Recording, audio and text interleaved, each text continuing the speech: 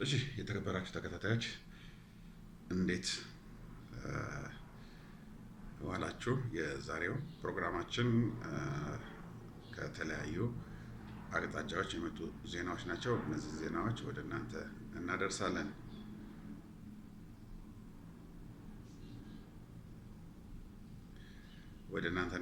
ከነዚህ የምናደርሰው ዜናዎች አንዳንዶቹን እነግራችኋለን።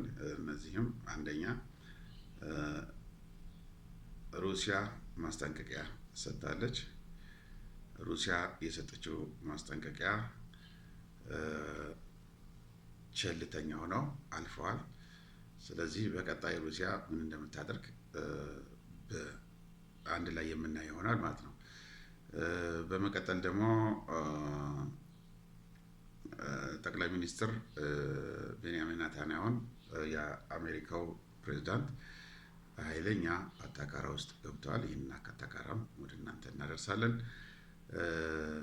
ይህንን ቻናላችን ሼር፣ ላይክ፣ ሰብስክራይብ አድርጉት። አሁን ወደ ዜናችን እንሄዳለን። በሩሲያ ከተማ በሚገኘው ኮሌጅ ላይ የተፈጸመው ጥቃት በዩክሬን ጁንታ የተቀነባበረ ደግሞ በደም አፋሳሽ ወንጀል ነው ሲሉ ፑቲን ተናግረዋል። ፕሬዚዳንት ፑቲን በጥቃቱ ምርመራ ላይ በተደረገ የምርመራ ስብስብ ያስተላለፈ ዋና ዋና መግለጫዎች ነው። ከጥቃቱ በስተጀርባ ባሉ ወንጀለኞች ላይ የማይቀር ቅጣት ይሰጣል ብለዋል። የሩሲያ ፕሬዝዳንት በዩክሬን ጦርነት በኋላ በተፈጸመው ጥቃት ሳቢያ ልጆቻችንና የልጆቻችን ልጆች ላጡ ቤተሰቦች የተሰማቸውን ጥልቅ ሐዘን ገልጸዋል። በስታስ ቤክስ የሚገኘውን የኮሌጅ ተማሪዎች የትምህርት ቤት ዘመናቸው ማጠናቀቅ ያለባቸው ሲሆን ተመራቂዎቹ ዲፕሎማቸውን ሊቀበሉ ይገባል ብለዋል። በአለፈው ግንቦት 14 ቀን በሩሲያ ስትሮስበርግ ከተማ በሚገኘው አንድ ኮሌጅ እና የተማሪዎች ማደሪያ ላይ ዩክሬን በፈጸመችው የድሮን ጥቃት 21 ሰዎች ሲገደሉ 44 ሰዎች እንደቆሰሉም አስታውሰዋል ማለት ነው።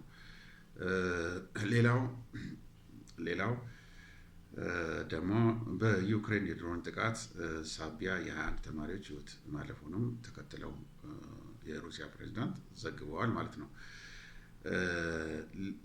ሌላው ጠቅላይ ሚኒስትር ኔታንያሁ ከፕሬዝዳንት ዶናልድ ትራምፕ ጋር ካደረጉት ዱላ ቀረሽ የስልክ ውይይት በኋላ በቤይሩት ሊሰነዘር የነበረውን መጠነ ሰፊ ጥቃት በድንገት ለማቋረጥ መወሰናቸው በእስራኤል ቁጣ ቀስቅሷል። በተለይም የቀኝ ዘመም የፖለቲካ ፓርቲዎች ኔታንያሁ የትራምፕ አሻንጉሊት ናቸው በማለትም ተናግረዋል። እስራኤል ያለ አሜሪካ አትኖርም።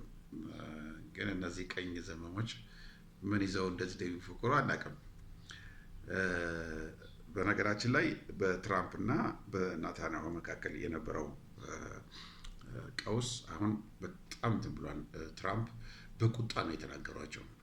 አንተ እኮ ዓለም የጠላህ ነህ፣ በአንተ ሰበብ እስራኤል በዓለም ተጠላች። አንተ እኔ ባልኖር ኖሮ ይሄኔ እስር ቤት ትገባ ነበረ። እድሜ ለኔ በል፣ እስር ቤት ከመግባት ድናሃል። ስለዚህ አርፈህ ተቀመጥ የሚል ዛቻ ማስጠንቀቂያ ነው ትራምፕ ለኔታንያሁ የነገረው ማለት ነው። ምክንያቱም ትራምፕ እንደዚህ ሲል ኔታንያሁ ጎትቶ ወደ ጦርነቱ ስላስገባው አንዱ፣ ሁለተኛ አሜሪካ የነበራትን ክብር በዚች ትንሽዬ ሀገር ማጣቱ፣ ሶስተኛ አሜሪካ በዓለም ደረጃ የነበራት ክብር ወድቆ አሁን ማንም ሰው በዲፕሎማሲ ኃይለኛ ጭንቀት ውስጥ ገብታለች። ያን መግባቷን የሚያሳየን ደግሞ የአሜሪካ የውጭ ጉዳይ ሚኒስትር በተባበሩት መንግስታት ድርጅት ቆሞ በእናታችሁ አድኑኝ ብሎ ሲለምን ሲታይ አሜሪካ ምን ያህል እንደወረደች እና ምን ያህል እንደዘቀጠች የሚያሳይ ነው። ስለዚህ ይሄ ሁሉ የመጣው ደግሞ በዚህ በኔታንያሁ ነው። ኔታንያሁ የሌለ ተረት አውርቶ በዚህ ተረት ትራምፕ አምኖ ወደ አላስፈላጊ ጉዳይ በመግባቱ ነው። እሺ ሌላው የኢራን ቅዱስ ፎርስ አዛዥ ጀነራል እስማኤል ቃኒ እስራኤል በሊባኖስ እና በጋዛ የምትፈጽመውን ጥቃት የሚቀጥል ከሆነ በቀይ ባህር የባብ አልመንደብ እንዘጋለን ሲል መናገሩ ተሰምቷል። ሌላው ጠቅላይ ሚኒስትር ቤንያሚን ኔታንያሁ የኢራን አገዛዝ መሰረት አናግተነዋል ብለዋል።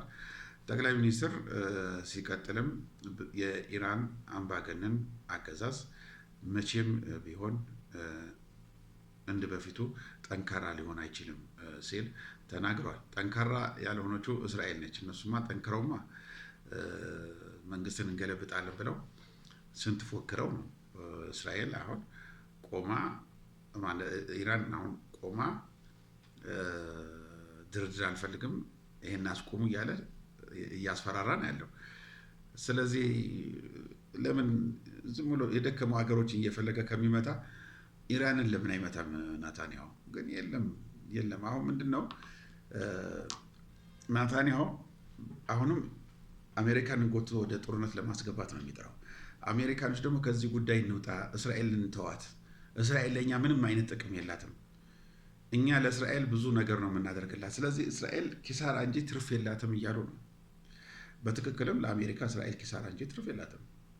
ወደ ትክክለኛው ነገር ከመጣን እዛ ያሉት ባለሀብቶች ሂዱ ቢሏቸው ወደ ሀገራቸው ምን ያመጣሉ? ቀምተው ቢያባሯቸው ምን ያመጣሉ?